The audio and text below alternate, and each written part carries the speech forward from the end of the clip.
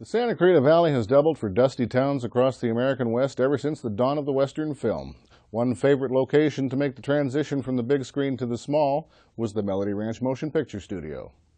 I'm Leon Worden, and this is Legacy, Santa Clarita Valley's living history.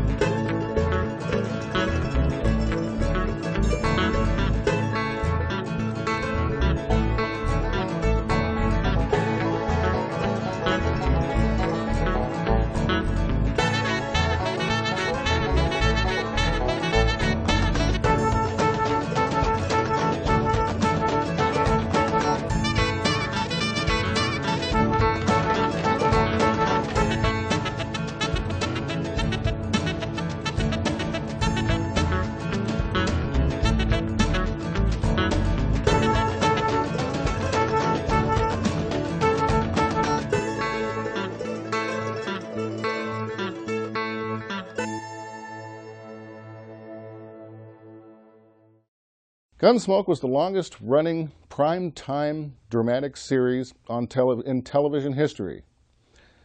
It was shot in the early years at Melody Ranch. If you've ever seen a Western, you know of U.S. Marshal Matt Dillon. Of course, in real life, he's James Arness. Leon, pleasure to meet you and have you here. Well, thank you for having us to your lovely home. City of Santa Clarita is honoring you with a 2006 Walk of Western Stars. Yes, which certainly is a great honor. It's a great pleasure for me to be part of all this. And the event, well, it coincides with our annual Cowboy Festival held at Melody Ranch, which has some kind of a meaning to you, I guess. Oh, that's for sure. That's where we started our first I'd say the first couple of years we did most of our outdoor work right there at Melody Ranch and all. It was such a great place. Now, I understand that John Wayne initially was offered the part of Matt Dillon, U.S. Marshal, and he turned it down and recommended you. Well, I was under contract to Duke's company for 2 years before Gunsmoke came along. And I had been in about 4 pictures for his company with him. And so he very graciously, when the Gunsmoke offer came in, he said, well, I wouldn't be able to do it, but I have a young man here under contract who I think would maybe fit the bill, you know. So he very graciously offered to introduce the first episode, and it was great. It was a wonderful thing. He was a one-of-a-kind guy. There just was never anybody else like him. And I guess he did appear in that first episode in September of 1955. Now, was that one at Melody Ranch? Did you start right off the bat at Melody Ranch? We did our first episode there. But he wasn't out there. He just did his piece in a studio, I think. Mm-hmm. And he did the introduction, and then the show came on. Okay. Yeah, okay. But we did many of our, I'd say the first couple of years of the show at least, we did all of our outdoor stuff there at Melody Ranch. Mm-hmm. It certainly was the ideal place for to do these shows. You had all kinds of different locations there, including even a train that was on there and mm-hmm. things like that. So it was great to be there. And then eventually, in later years, we went probably to all these various places out at Thousand Oaks mm-hmm. and all of that. It was great country then. Now it's all built up with condominiums and stuff. But back then, there was a lot of great country out there, which we used. Had you ever gone out to the real Dodge City at that time? Well, we did go. I think it was about the second year of the show. Mm-hmm. And we put together a big bunch of many of the Western guys and all. We went back there and had a big celebration and so forth. Mm-hmm. One thing I know, you're 6'7", and I understand that certainly at the time you were the tallest person in a leading role ever. How did some of these people, you appear in a shot, you don't seem overly large compared to some of these actors. Did they have to stand on crates or something? How did that work? Well, not really. I guess people just had to get used to it, and the big thing was, of course, with the show was that we had a lot of really fine actors, and more than that, even we started out with great writing.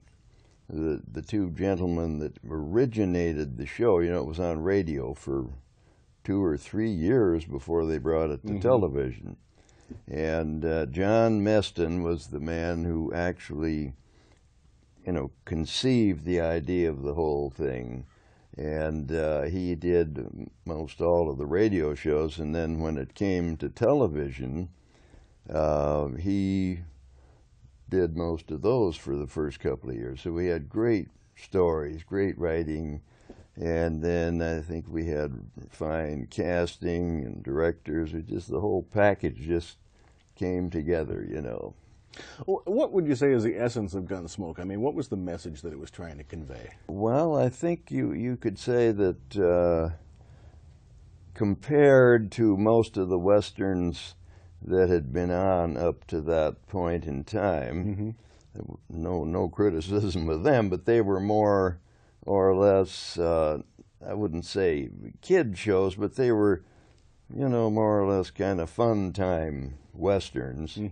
Whereas Gunsmoke was that they dubbed it, the adult Western, but actually I think that was the premise of it. They told stories of real life and real characters, and stories that hopefully we hope the audience would become involved in that kind of approach.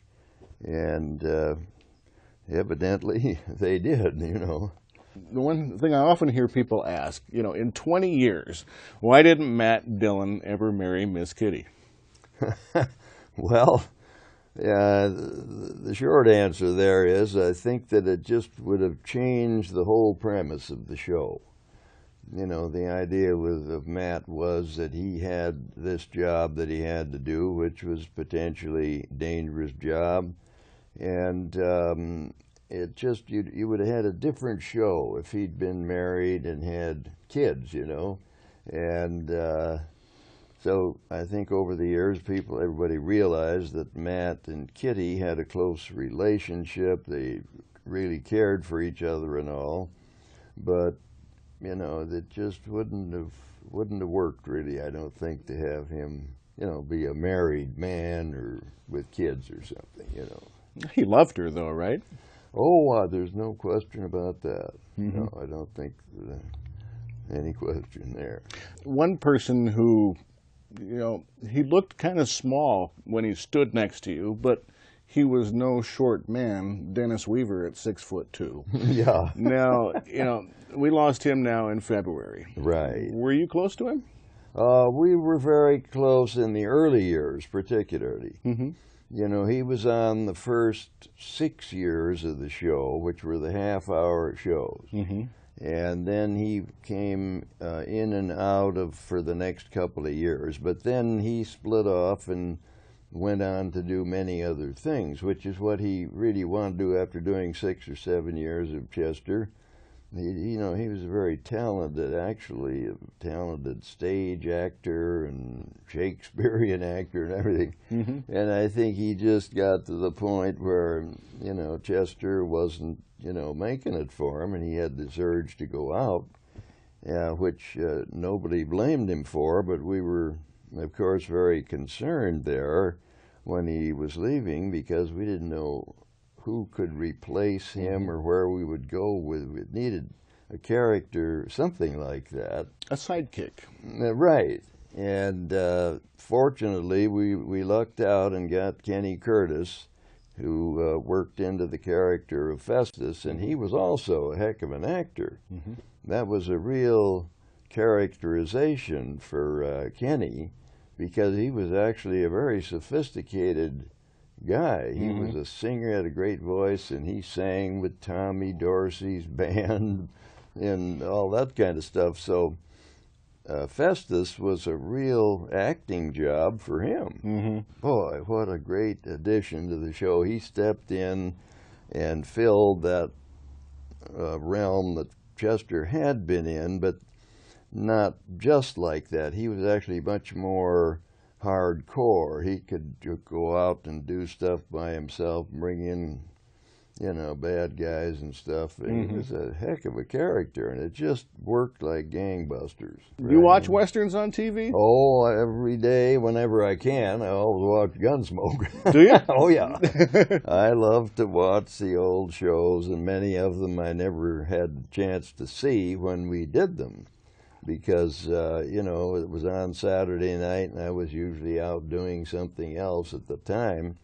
So there are many of the shows that I had never seen. It's a lot of fun to watch TV Land, you know, they're on there.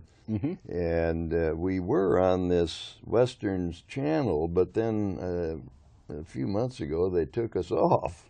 Is that what happened? And that was I know I've seen too it on bad. there. Of course, we were on, I think, 2 hours every night, 7 days a week, so that's like 14 hours a week plus TV Land. So There'd be a lot of residuals in there. well, I wish, yeah.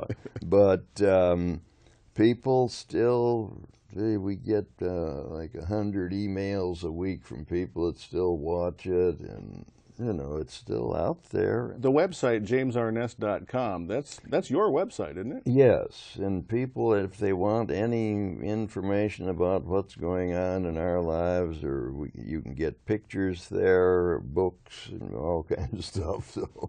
One of the things that I saw you mentioned on your website was these mallard ducks. You've got a couple mallard ducks out in the back, one that you've named, I guess, Matt, and one Miss Kitty. Yeah. What's all that about? Well, I don't know. They've come in for the last 3-4 years, I guess, but they usually stay a few days and then head out. But now they're staying. They've been here about 3 weeks. Have they been around this morning? Yeah, actually, we saw your lovely wife out there feeding them, and so now we can't get rid of them. You know, I got up the other day and one of them was looking right in the window like, hey, you know, feed me, will you? It's fun to have them, though. It's great. If you're watching Gunsmoke every day on TV, what else you watch? Is anybody making a good Western these days? Gee, I don't think so. As far as I know, there aren't any Westerns, even movie Westerns, are there? Well, the latest one is Brokeback Mountain, which I guess you could call a Western. Did you see that one? No, we haven't seen it yet. Yeah. If it ever gets out on TV, we probably see it, you know. Was there anything that came after Gunsmoke in the Western genre that you liked? Well, we did a show after Gunsmoke, of course, that How the West Was Won. We wound up being called the McCahans, and we did that for, I believe, 3 seasons. And I had this doggone leg that kept getting worse on me, so I was limping around. I had to have an operation. So they decided that they just wouldn't try to continue because I'd be out of commission for 6 months, so they just folded the show. But that was, as far as I know, I don't think they've done many Westerns since then. I want to kind of drive this back around to Melody Ranch. You say you started shooting their Gunsmoke in 1955. Right. Melody Ranch burned down, of course, in 1962. Were you still shooting all that time there? Well, we were off and on there, but of course, as I say, there were many other places that we'd gotten onto at the same time. So I think we sort of, after that, I don't think we really filmed there anymore. Right. And of course, Gene Autry owned it at that time. Did you ever run into Gene out at the ranch? Oh, I should say. We used to see him every once in a while. And then, of course, we've seen him a number of times since. When he owned the Angels, he invited us out there to see a game and all. Where would you stay when you were shooting out at Melody? Well, we would drive home every night. And boy, that was a drive because it was back To when... Brentwood? Yeah. Yeah, you're living Well, here I then. lived in the Palisades, Oh, okay. actually, then, and there was no 405 freeway. There was Sepulveda Boulevard. Yeah. And I would drive down Sunset to Sepulveda, and here you had this street with stoplights every 2 or 3 blocks and 18-wheel trucks and this kind of stuff. Yeah, I think it used to take me about 2 hours to get out to the Melody Ranch. And so you'd come out, I guess, like out Foothill or San Fernando Road, I guess you would end up taking into the Santa Clarita Valley? Right. I'd go out to Sepulveda, and then way at the other end of the valley, you turn off toward the Placerita Canyon was the place. Right. What do you remember about what the Santa Clarita Valley, Placerita Canyon area was like at the time? Well, it was beautiful then. It was, sort of virgin country. We could shoot any direction, or up in the hills or down. It was great out there then. But it's like many other places now. One place that we did go quite a bit in the later years, the mid years, was the Jan's Ranch, which was out past Thousand Oaks there. Right. They had about a 15,000-acre ranch there, I think, and everybody wanted to use it then, and there'd be 3 or 4 westerns shooting on the ranch at the same time.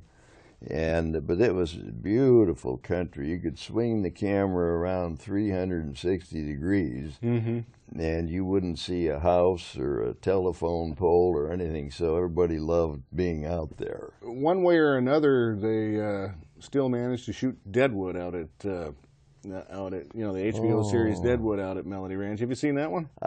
I've seen it, a couple of times. I don't know, it just seemed, I didn't really get hooked into it.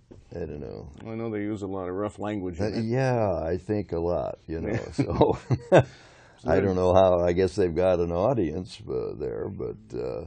it's not your cup of tea? Well, no, I don't think so.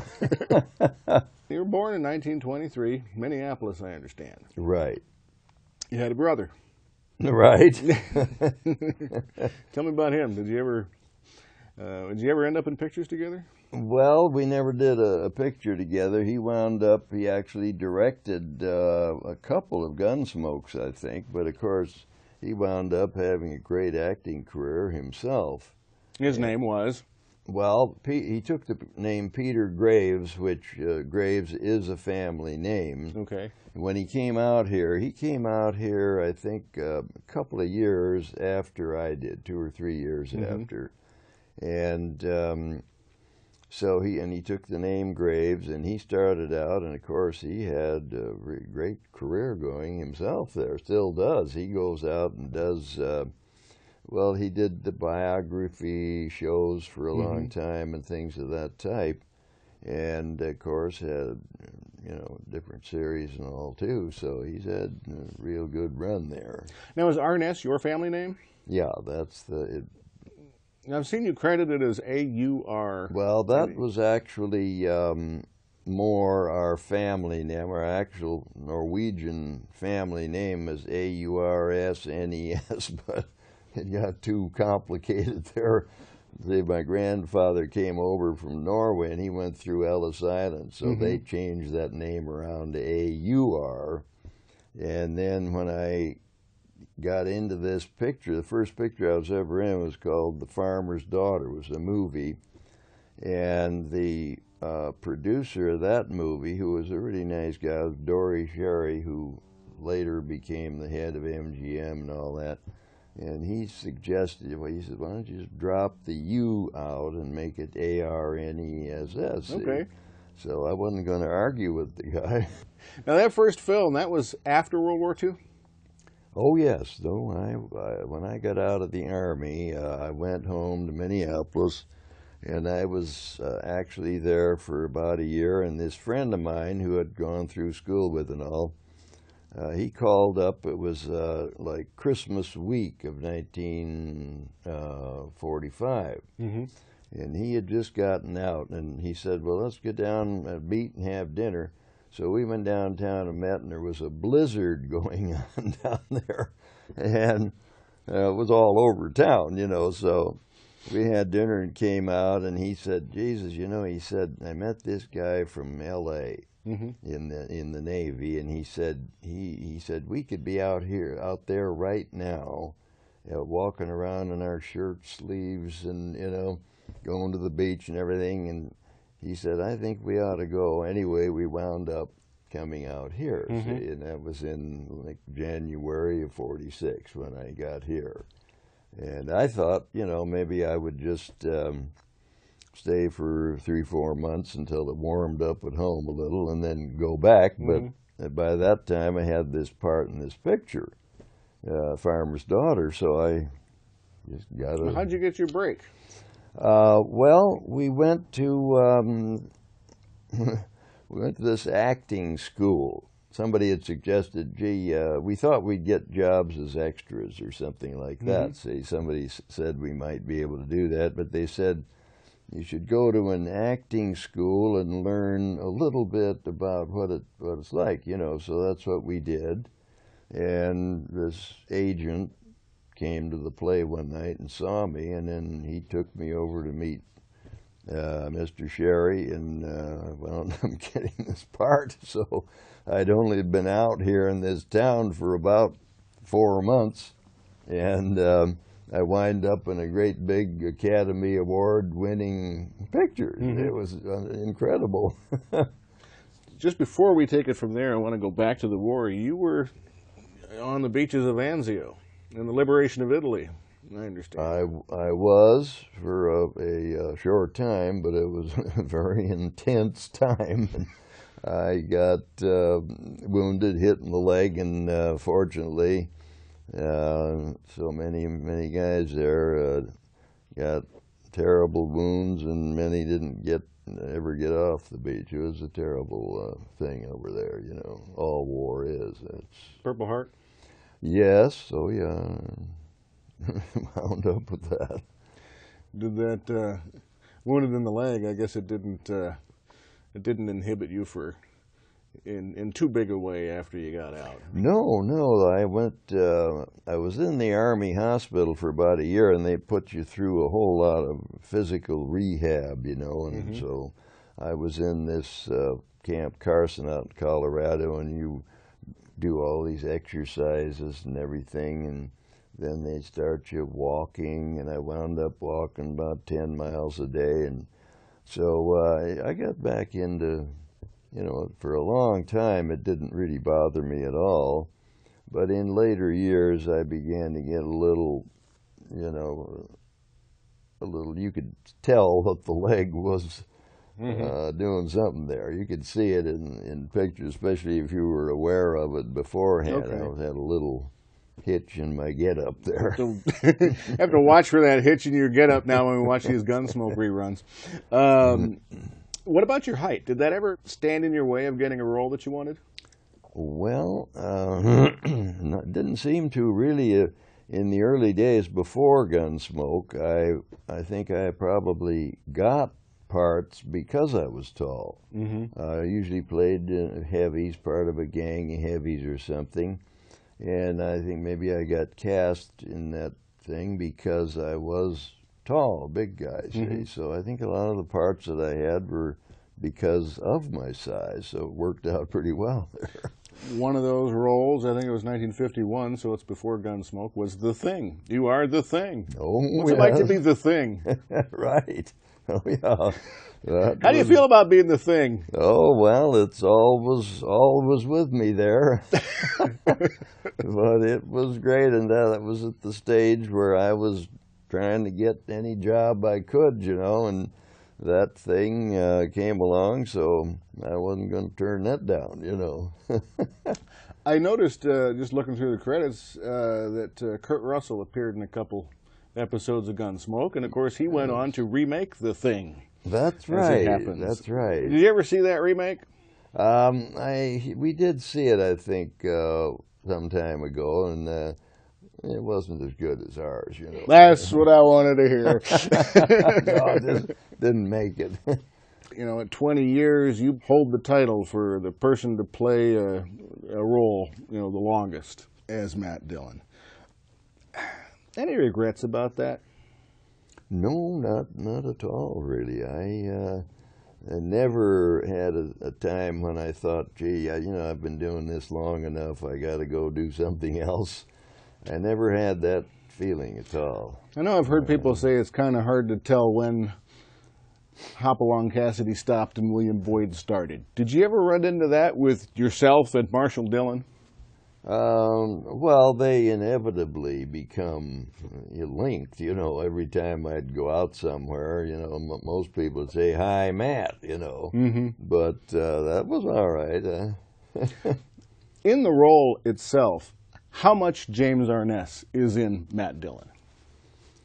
Well, that's hard to say, really. I mean, that somebody else would have to, it's a question you'd have to ask somebody else. I don't know. I certainly felt comfortable after I'd been in it a while. See, up to that point, I had been, what you jokingly call like a two-page actor. I'd have a scene here or a little scene there. But suddenly, with Gunsmoke, I had to do 15 pages every day and all the dialogue and do the whole thing. So I was way over my head. I was very concerned about it. And, it was very hard the first couple of years there to get really into the character. And I did go and get some coaching, which helped me a lot.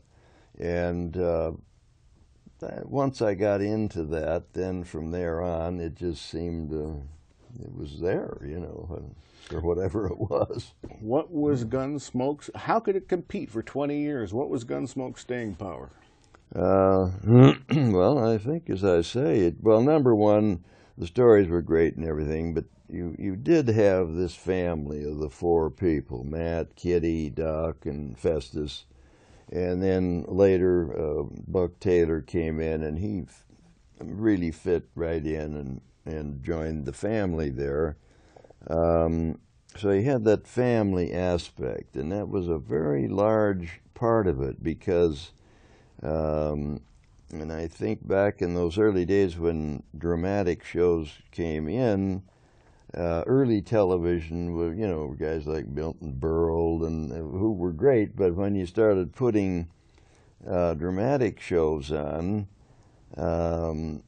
people began, like with our show, I think they began to, it's like having a family come into your home every Saturday night, and people look forward to seeing that family, and then seeing the story as well. But the Gunsmoke family was the thing that people got used to, and they wanted to see it in their homes on Saturday night, see, and that was a big factor.